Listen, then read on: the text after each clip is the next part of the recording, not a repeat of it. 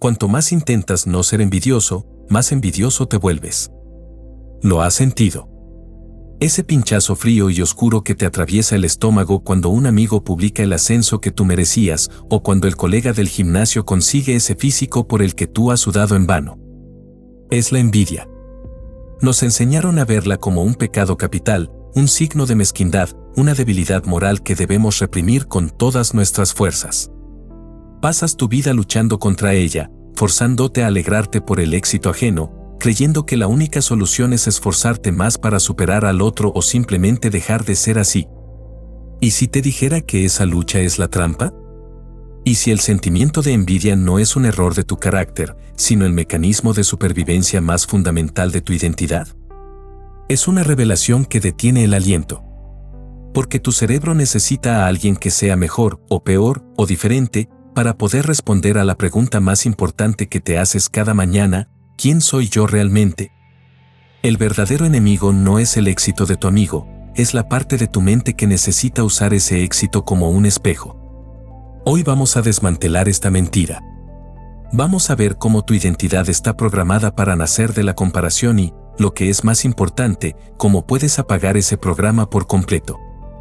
Deja de luchar contra la envidia como un defecto y empieza a entenderla como una clave. No estás solo. El 99% de las personas que sufren de ansiedad por comparación están atrapadas en este mismo ciclo. No es una falla moral, sino una limitación del hardware de tu mente, un error de categoría que tiene explicación neurológica. La verdad es que si logras desactivar este mecanismo, no solo detendrás la envidia, sino que disolverás la raíz de gran parte de tu sufrimiento. Te prometo que, al final de este viaje, no solo entenderás por qué eres como eres, sino que sabrás exactamente cómo liberarte de la necesidad de ser cualquier cosa. Si quieres descubrir más conceptos como este que transforman tu visión del mundo, suscríbete a este canal donde exploramos las ideas más poderosas para tu vida. El mito es simple: la envidia es el deseo egoísta de poseer lo que otro tiene, o peor aún, el deseo de que el otro pierda lo que tiene. Desde la religión hasta la psicología popular, se nos ha dicho que es un signo de inmadurez o maldad. Y así, cuando sentimos envidia, nos castigamos doblemente, por sentirla y por ser malas personas por sentirla.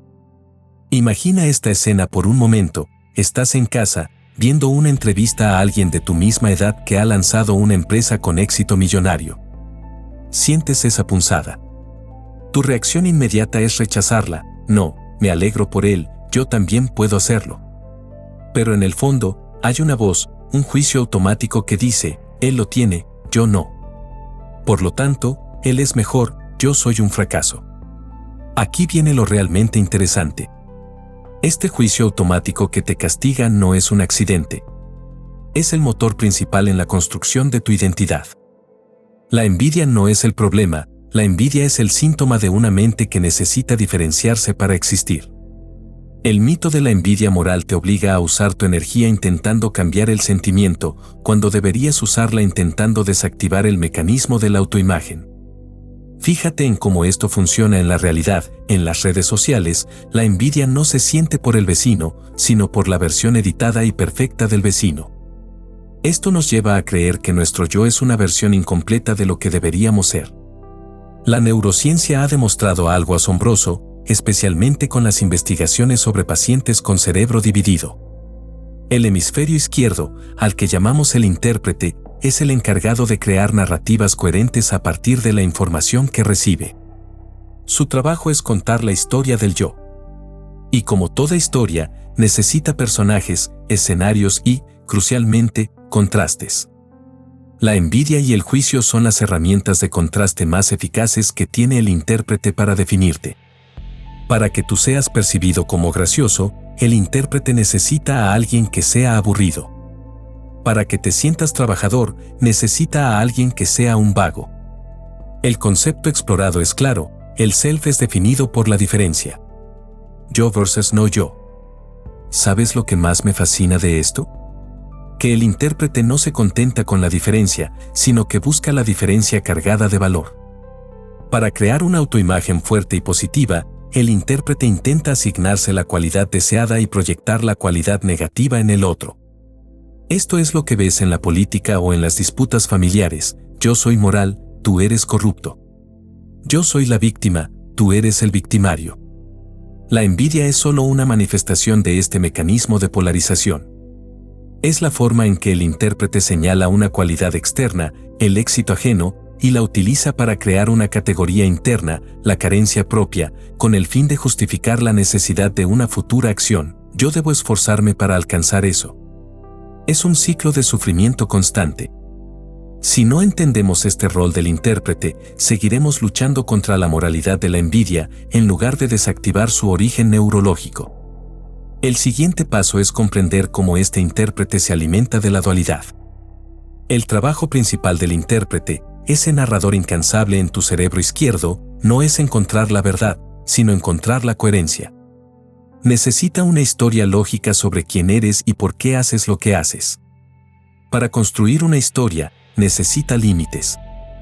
Imagina esta escena por un momento. Estás en una sala oscura con una única linterna encendida. No puedes definir la luz si no existe la oscuridad alrededor. El intérprete es esa linterna y el resto del mundo es la oscuridad. El intérprete necesita definir el yo a través de la existencia de todo lo que no yo. Necesita enemigos, necesita gente peor, necesita gente mejor, simplemente para tener puntos de referencia.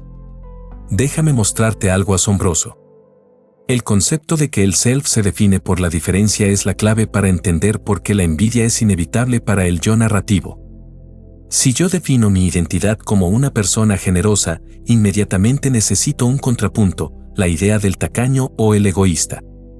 Si esa persona tacaña tiene éxito económico, la envidia actúa como el recordatorio de que mi generosidad podría ser un defecto financiero, desestabilizando temporalmente mi autoimagen de generoso pero fracasado. La envidia es el grito de pánico del intérprete que ve desmoronarse una de sus categorías.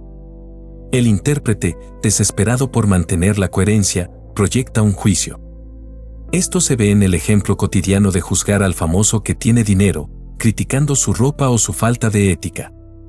Al juzgarlo como vacío o superficial, el intérprete protege tu autoimagen de profundo pero sin dinero. Los estudios en neuropsicología confirman que las áreas del cerebro responsables de la narración y la coherencia son las mismas que se activan cuando nos encontramos en situaciones de disonancia cognitiva o cuando necesitamos justificar una decisión. El intérprete está siempre a la caza de datos para reforzar su historia, y la comparación es la fuente de datos más fácil de obtener.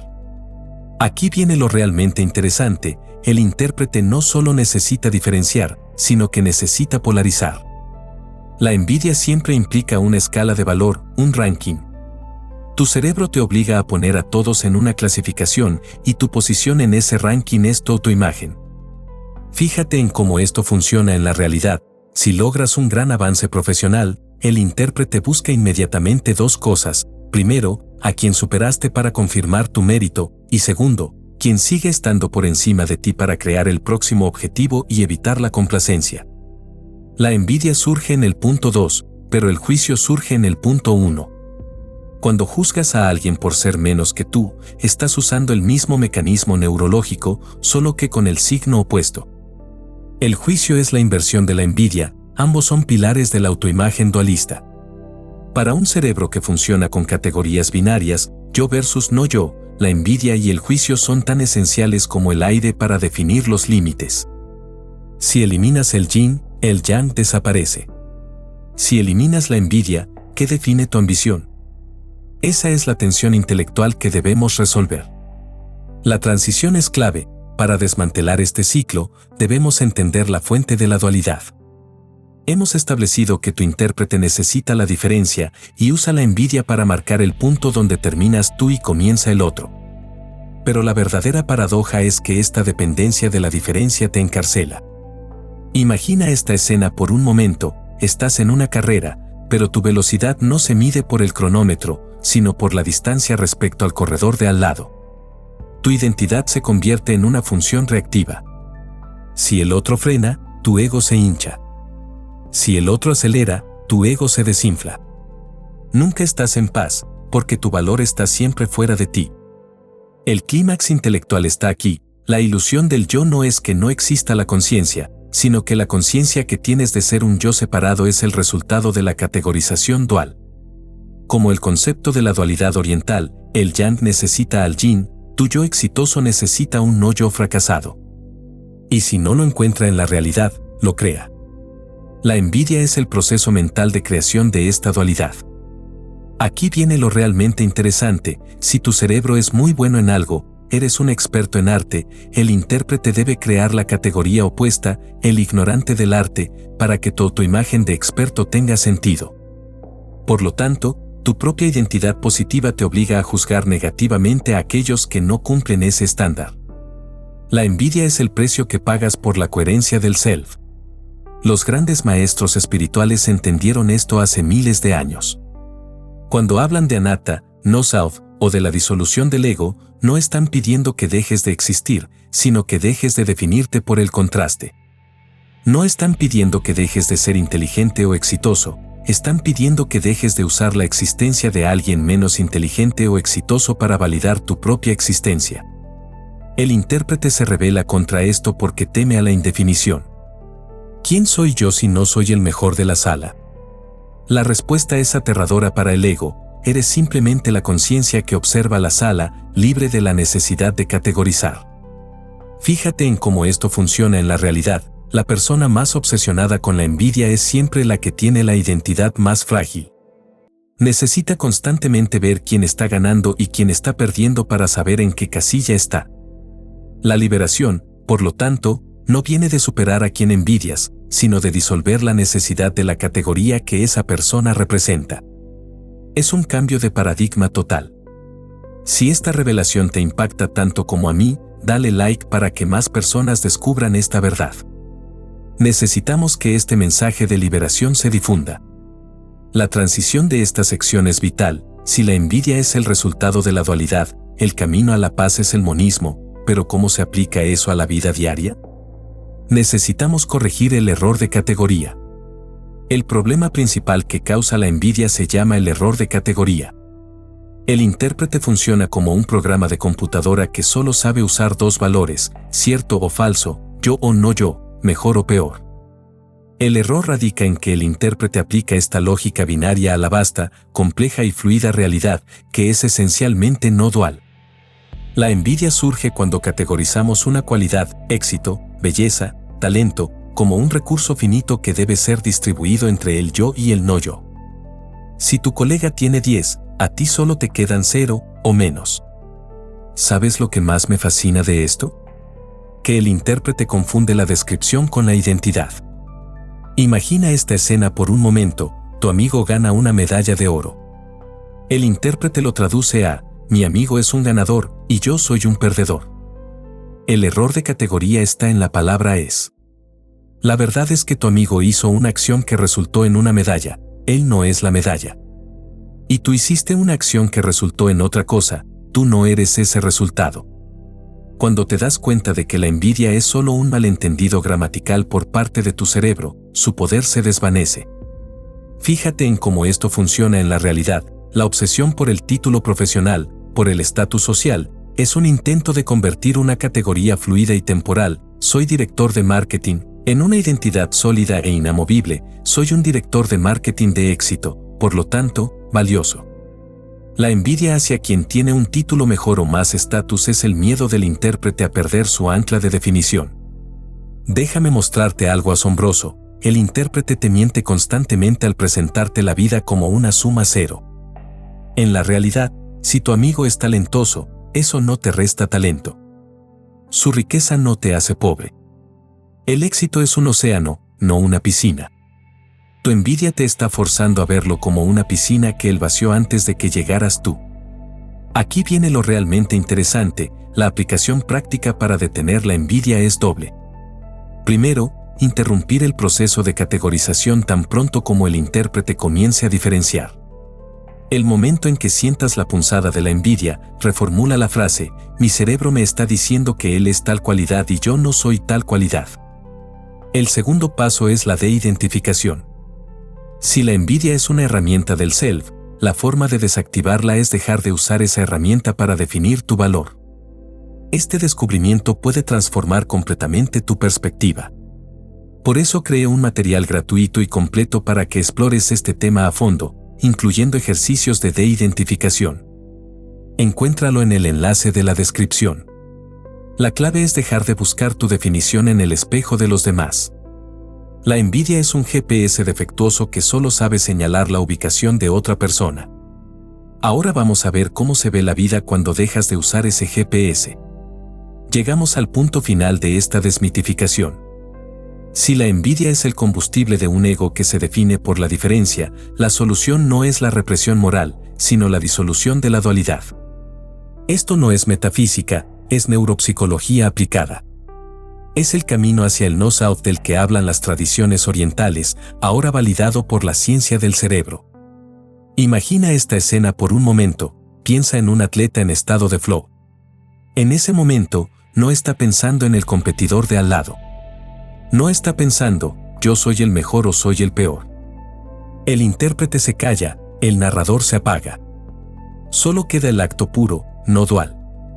Su identidad se ha disuelto en la acción. El atleta ya no es el yo que está corriendo, es simplemente la carrera. En ese estado, la envidia es imposible porque no hay un yo separado para envidiar a un tú separado. Aquí viene lo realmente interesante, este estado de monismo temporal es la clave para desarmar la envidia. Para aplicarlo en la vida diaria, cada vez que el intérprete intente categorizarte a ti o al otro, necesitas un cambio de enfoque radical. En lugar de preguntar quién soy yo en relación a esta persona, pregunta, ¿qué estoy experimentando sin el juicio del intérprete? Cuando ves el éxito de otro, la envidia te dice, tú no eres eso. La disolución de la diferencia te permite ver el éxito del otro no como una afirmación sobre ti, sino como un dato neutral sobre el universo. El éxito existe. El talento existe. Punto. Déjame mostrarte algo asombroso. La neuropsicología oriental te pide que te concentres en la conciencia pura, hemisferio derecho, en lugar de la narrativa, hemisferio izquierdo. El hemisferio derecho es atemporal, no verbal, no dual. No usa categorías. Para él, tú no eres un fracasado, sino simplemente un cuerpo sentado en una silla, observando una pantalla. No es una identidad, es una experiencia.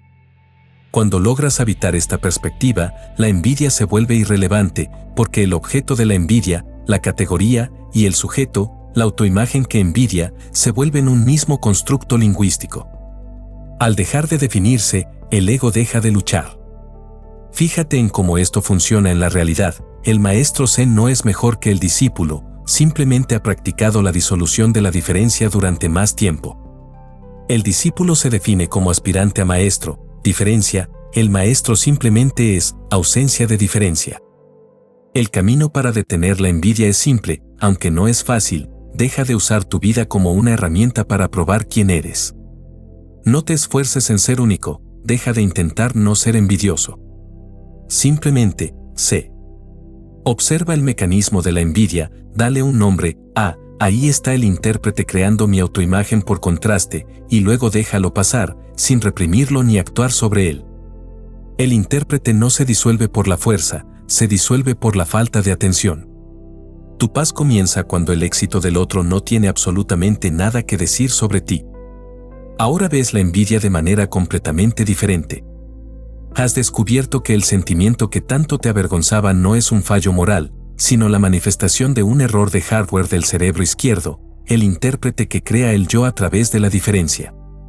Tu identidad es una prisión de dualidad y la envidia es una de sus rejas más fuertes. El camino a la paz no es la represión, sino la disolución de esa necesidad de contraste. A partir de hoy, cuando enfrentes la punzada de la envidia, recuerda esto: mi valor no es una función de la carencia ajena. No luches contra el sentimiento, obsérvalo y identifícate de él. Esta simple observación detiene el ciclo de comparación. Verás que tu autoimagen se vuelve más sólida y serena, porque ya no depende del éxito o fracaso de nadie más.